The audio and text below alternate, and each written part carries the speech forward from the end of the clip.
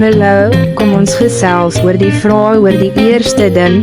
Kraak die geetos en sit rys by en sit tomatiesaus by en meng olie en sit knoffel by en meng dit dan en eet dit en geniet dit.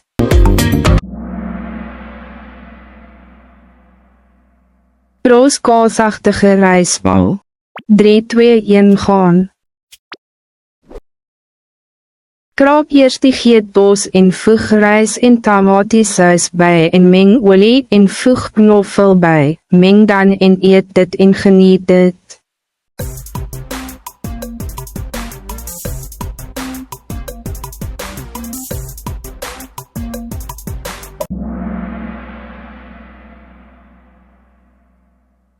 Dit was geniet die vraag oor die eerste kraak die geetbos en sit rys en sit tomatiesaus by en meng olie en sit knoffel by om te meng teen dan en eet dit en geniet dit. Dit was geniet die vraag oor die eerste kraak die geetbos en sit rys en sit tomatiesaus by en meng olie en sit knoffel by om te meng teen dan en eet dit en geniet dit. Sien jou later en sien jou later.